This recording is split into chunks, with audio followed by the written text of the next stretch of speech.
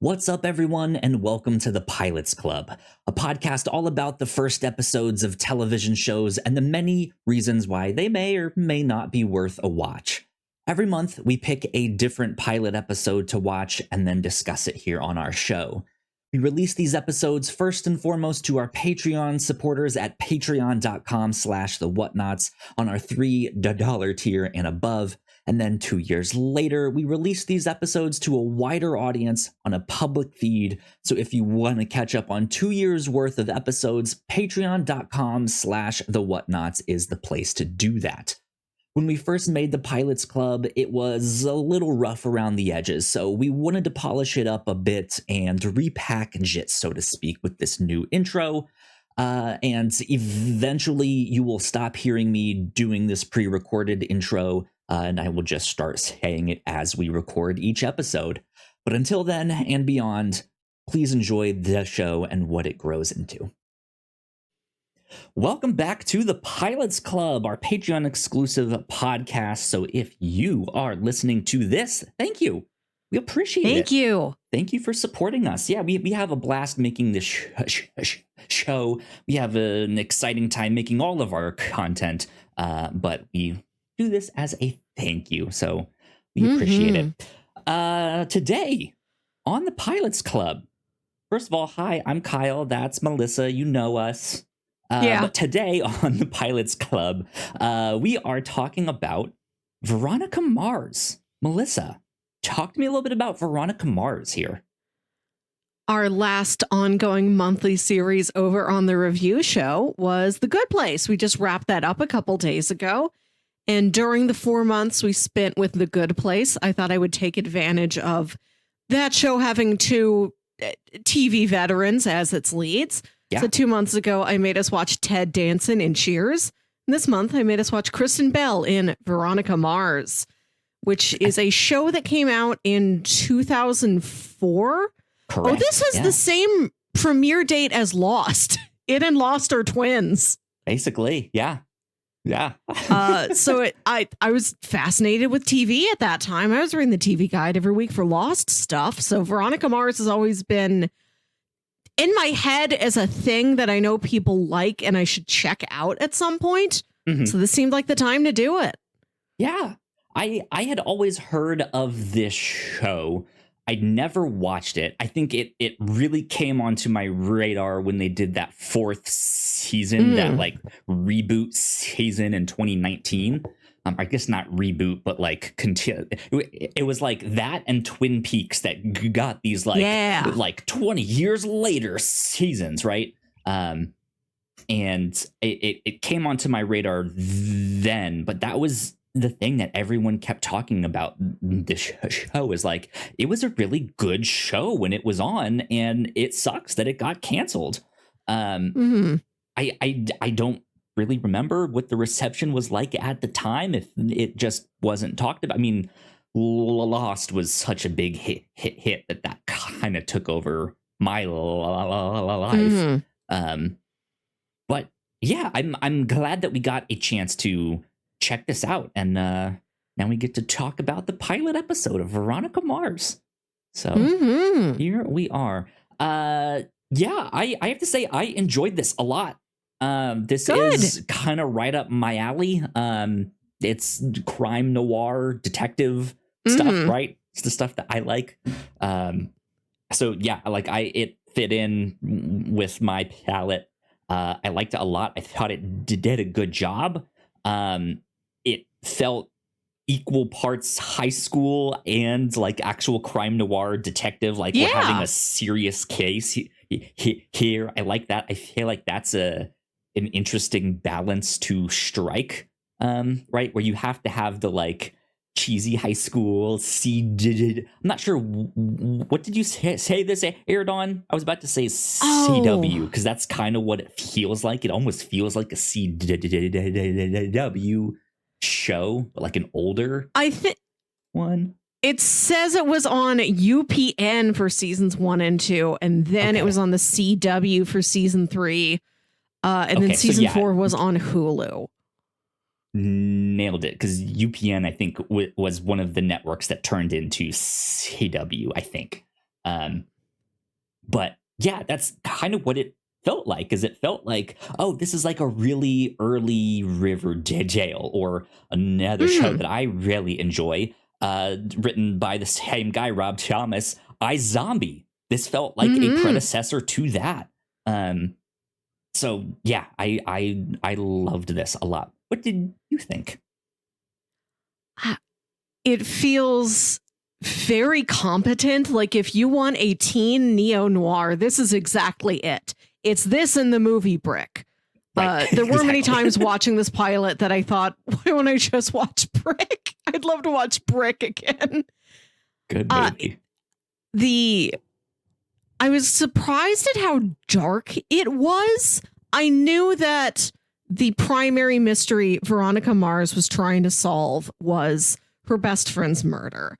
But then throughout all of her snarky, hard-boiled narration that she's giving you, she's some boy at school makes a joke about her sexuality, and she says in her voiceover, "Do you want to know how I lost my virginity? So do I." And then we have this terrible flashback where she was like date raped at a party, and that's another one of the core mysteries of the show. Like, that is both the finest example of the hard-boiled narration and like the most upsetting. And the worst. I had no idea this was part of it. That feels very advanced for UPN in 2004. Sure, yeah, but it's also like the like edgy teen, like that's what like this is what really happens at teen parties, right? Welcome to Neptune, California. Exactly. I mean, it's also a couple years off the back of shows like CSI that we got to cover here, and those I don't want to say like I don't want to say they're more palatable, because they also have their moments, but like I feel like the success of those shows then started, I think, to make it more acceptable to be in like, oh yeah, this is just the like teen show that's on UPN, right? I suppose so. If a teen wants a Law and Order for themselves, that may involve some Law and Order SVU topics. Sure. Yeah. You get the very serious content of, she is solving this murder, but then you also get the stuff that's not meant to be a joke that ends up being a joke, like her mentioning the brand new technology, streaming video, multiple times. This was all possible because of streaming video. Which feels very quaint to us now, but looking at this pilot, I feel like it does have an understanding of, if we are setting the show in this very specific city where it's like somewhere in California, you imagine somewhere around like the Silicon Valley or Malibu, somewhere. It's very rich. Veronica says in her narration, everybody's either a millionaire or you work for the millionaires around here. So it feels like it knows what is out there right now, what is on the technological playing field for us to work with in terms of tools that Veronica can get her hands on, and things that somebody has an ego because their dad invented and now they're all rich. Yeah. Like, it doesn't feel inaccurate for its time. This feels like it is absolutely correct for the day it premiered. And it's just very funny to us now. The internet bubble, the technology boom. They're just about to invent like Twitter and stuff like that now at X. But, right. Veronica was one of the first people on Facebook outside of Harvard. I want to talk about the setting a little bit. I do like that it feels specific. Like, she's not just telling you about her life and her immediate social circle, be they friends or enemies. She's telling you about the town that she lives in as a whole. I like that the town is a specific identity, but I like the narration. It's the correct choice for the show to have the narration. Kristen Bell's very good at it, but she's just telling you a lot of things and you're not seeing a lot of visual evidence that it's there. Like, she says, this is the fanciest high school in the entire city. I'm like, is it? Looks like a regular high school. What are its attributes? Yeah. And like, she says that the high school, it's like all these rich kids and then everybody who's, families just work in like service opportunities for the rich families. But everybody's dressed pretty much the same. Everybody's like one average amount of 2004 JC Penney's or whatever. Like, I don't feel a difference you tell me there's a difference in class, but I don't feel one looking at you compared to anybody else.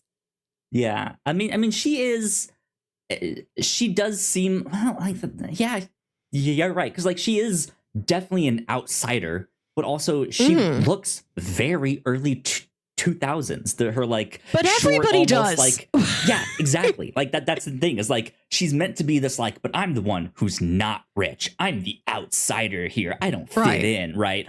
Like I'm the weirdo here. And it's like, you look like everyone else. You look like a normal kid. It's not like you are like you have big thick like rimmed glasses and you're just like I need to get to chemistry. Oh my god, right? Like you're not that much of a nerd. You're not into anything that's maybe a little off-put. Like if she was like punk rock with like Liberty spikes and had like lime green hair and stuff like that, that'd be like, all right, you stand out. I understand. But it's like, no, you look like the girl sitting at the table across from you. But I think that is also part of it, is that she says, I was part of the popular crowd. Like this time last year, I would have been sitting at the it table. My dad was the town sheriff of this small but very rich town. And I was dating like the millionaire's football player's son. And then all these terrible things happened to me. And now I'm the outcast. So I guess it does make sense in some regard that like if her family has recently fallen on hard times, then her clothes don't look like they're that many steps behind anybody else. What's also strange to add to that, but to also kind of move it along. Yeah, her dad is this like disgraced sheriff who thought he was on this murder case, like we said, of Veronica's best friend.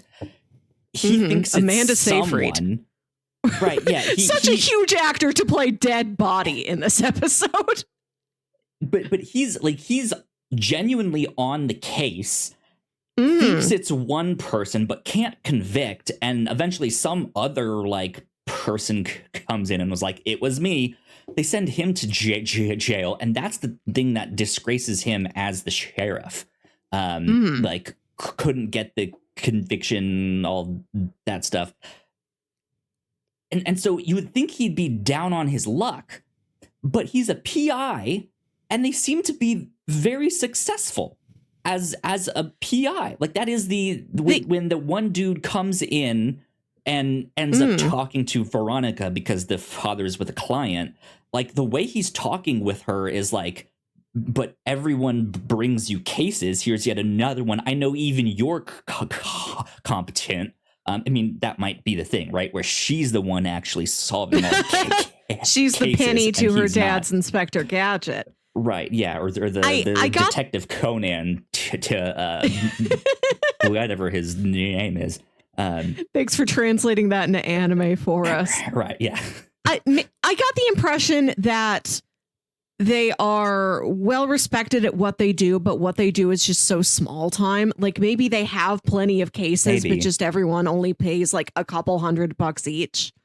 Yeah, I mean, because they have that line about them being efficient. And I took that to be like, oh, well, they close the cases that they get. Yeah. Like, that must mean they're good at what they do. And then it's not like they're sitting around being like, I wish someone would come in. It's been weeks, right? There's like there's someone in there. There's someone else walking in at the same time. Like it seems like they have a good business. That doesn't necessarily seem like they're disgraced. But again, it is also just the pilot. Like there might be more to this that we just haven't discovered yet. But I guess that's the thing, is that it feels so competent. Like it feels like it knows the world that it's in. there's history that we have yet to discover. It feels like there is this community, as fake as a place as like Neptune City, which sounds like something from DC Comics, right? Like it sounds like a fake place, but the history seems like they have a good handle on that, and I liked that a lot. This world does already feel lived in when we arrive. Except for the things, like I said, where like the costuming or like the sets don't seem to really live up to what is written in the script, perhaps. Although I did really like The Office. I like The Office and the apartment that the Mars family have. Those are both really nice, specific backdrops. Yeah. Liked that stuff indeed. Let's talk a little bit about like how the pilot looks, like the way it's shot. Oh my God. And stuff like that. I think this is interesting. Go ahead. There's a little bit of like De Palma pizzazz to the cinematography of it, the angles and how the camera moves. But it is like color corrected and filtered to heck. It is green. It is yellow. It is red, early 2000s.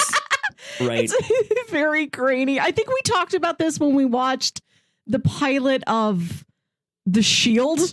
This is like three shields. Very yellow. Yeah. But I mean, that was the thing. That was what they did. Like you look at the influence of the Matrix and like everything that was in the Matrix has this like greenish tint to it. And that kind of defined action movies. There was that like green, that yellow, but also they add like a yellow tint to a lot of movies when they go into like hot places, when they go to desert places, when they go to places like Mexico or in the Middle East, right? It can often be like a unfortunate kind of racial stereotype. It's like,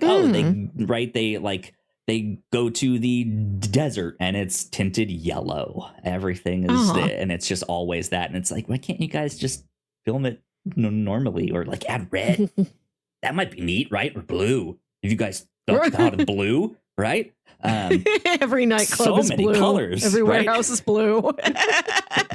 But yeah, like it's super saturated with how they like color corrected everything. But what was interesting to me, like the thought that came up in my mind, which was interesting, you mentioned Lost earlier, and something about this reminded me of the scenes in Lost that were Miles's flashbacks. Do you remember when Miles is a kid and he's at that like hotel with the pool, and it's like when he first finds out that he has powers, and he's just like, "Mom, I can hear them." It just the way they shot it felt like a similar technique, which is interesting because, like you said, both of these shows were coming out at the same time, but Lost had such a big budget that it feels more like a movie. And the like very clear blue waters and sky that are in Lost, the like enriched greens that are in the jungle, they're helping to make it like not yellow and not look like it's a TV show. Right. I feel like Lost didn't fall into the same color correcting trap as a lot of other early 2000 shows because it got to film in Hawaii. And like that's all the vibrancy enough, you need right there. Yeah. Exactly. But then when you do the like the flashbacks to like the 90s or the late 80s, right? It's like it's shot in the same way. There's something about like the way it looks. It's not like a film grain technique. I don't know. It just it's hard to describe, but there's just something about it that just has this like nostalgia, this magic, this like TV, man. This is what it used to look like. Right. That is what we are learning here on the Pilots Club, is what TV used to look like, literally, in terms of the Shield, how they work with the Puchinsky, filters. Yeah. CSI. At this time, I was reading like the TV guide. I still had the small TV guide mailed to my house every week. We did for years. And I was also reading a lot of the Television Without Pity review site and those forums and like some other TV blogs. Again, it started with Lost and it just spread from there. And I never watched Veronica Mars, but I absorbed like the basic plot synopsis of it. I knew that she had a dog named Backup. Yep. Backup Senior is a very good boy. Touch. Yeah. Yeah. And as soon as he stepped on screen, I'm like, oh, I know the name Logan Eccles. I don't know what that name means over the course of the show and what his character and his relationship with Veronica turns into.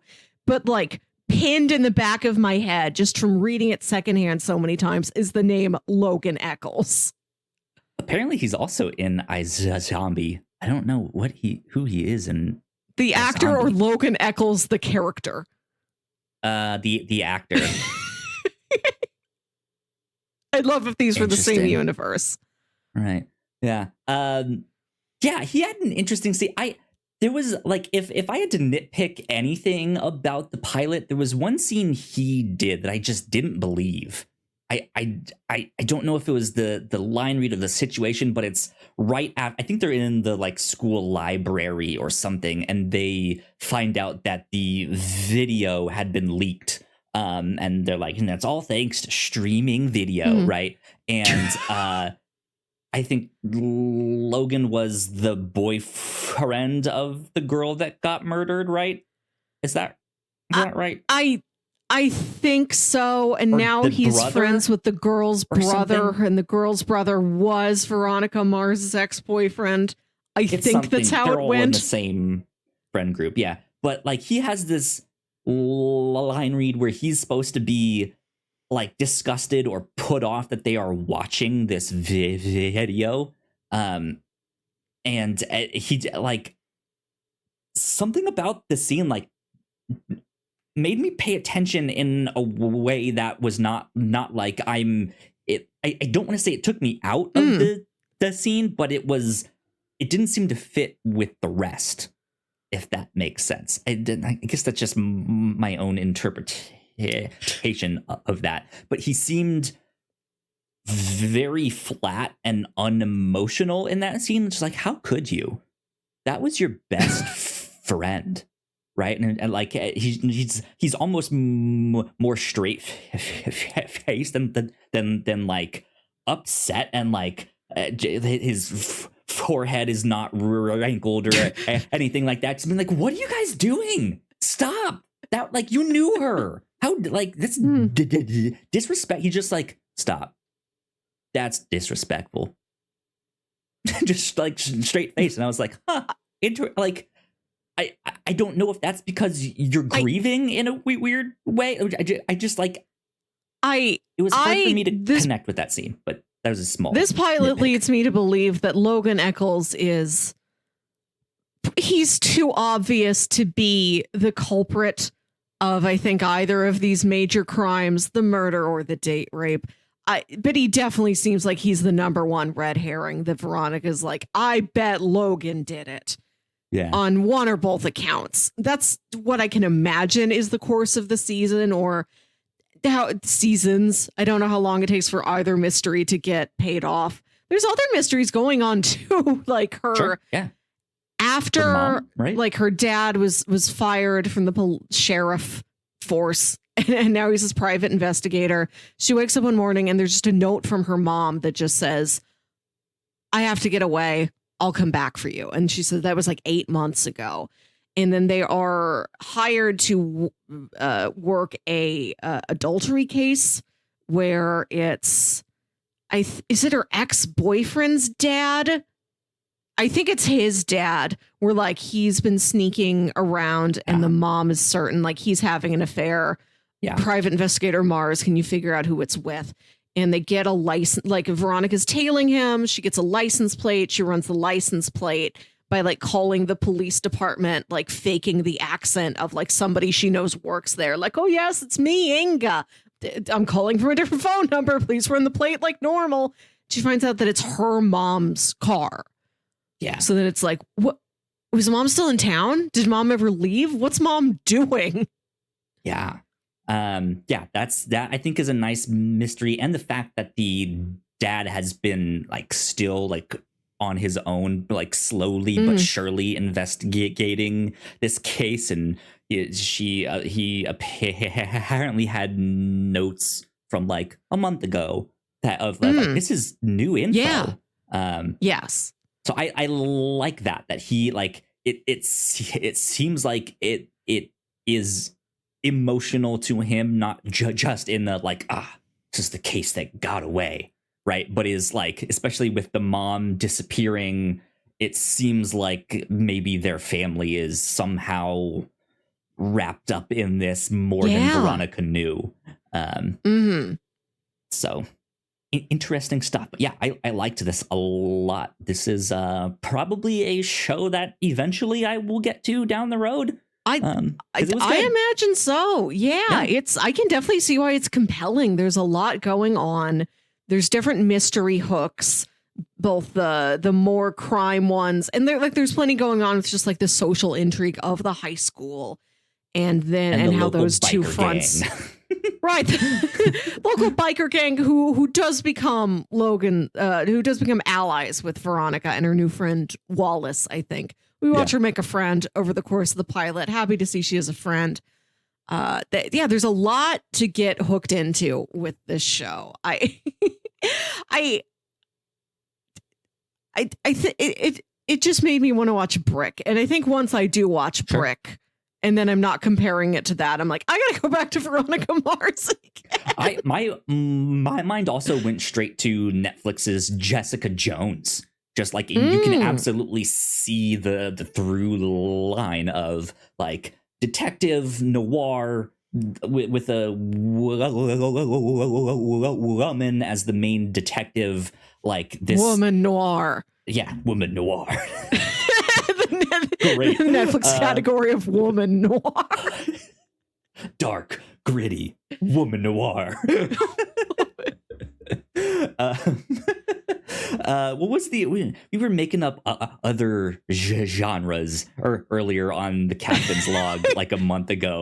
The California drive around invented the California drive around. The dual computer. I really want us to do a series where we watch a space opera and then work backwards from that to see if we can identify what a land opera is. Sure. Okay. Yeah. Interesting. I had a blast with this one. I thought it was a good one. Good stuff. What good stuff. Are we going to watch next month? Yeah, for next month. I was looking around. I had a few things in mind, but I landed on something that I was reminded of actually today as I was continuing to just be like, what else is out there? So we've done like sports manga and anime, but we haven't done like an actual live action sports related show, unless you can kind of tangentially count Speed Racer on the review show, but I don't think that really sports, counts. Yeah. But on HBO, there is a series called Winning Time, The Rise of the Lakers Dynasty, all about the Los Angeles Lakers in the 1980s. And I thought we could check out that because I grew up a Lakers fan, especially in the Shaq and Kobe era. My dad was a Lakers fan before me, and this is what he always talked about: Showtime era Lakers, with Pat Riley as the coach, Magic Johnson playing, like all of that stuff. I think even on the captain's log recently, I mentioned one of my like pajama shirts was one of the like 1980s championship t-shirts with all their like caricature portraits on it and stuff like that. Like the Brown Derby. I have no idea what that is. It's who that knows? restaurant in like 1930s Hollywood that had caricatures of all the big stars on the walls. Oh, I have no idea. But yeah, like instead of like a team photo or like some kind of singular illustration, it's the entirety of the team and the staff and all of that, but they're like caricature style portraits and stuff like that. It's them with all of their championship trophies. So yeah. And this instilled in you a love of illustration. Sure, why not? And that is the origin for me. This is how you became an art kid. Right, yeah. So yeah, this is on Max, streaming on Max, called Winning Time: The Rise of the Lakers Dynasty. And to be clear, this is not a documentary. It is a dramatization. I know what it is. John C. Reilly's in this. Yeah. I love a John C. Reilly. I've been meaning to check this out. Yeah. So I thought we could check that out next month for Good. Our pilot next month. Sports. Yeah. Sports. They are. There they It are. is. Look at them go. Just guys being dudes. But yeah, so that is what we will do for this next month. So be on the lookout for that. But in the meantime, we hope you enjoyed this one. Let us know what you thought of Veronica Mars. And I guess we will see you all next time. Sounds good. Bye. Bye.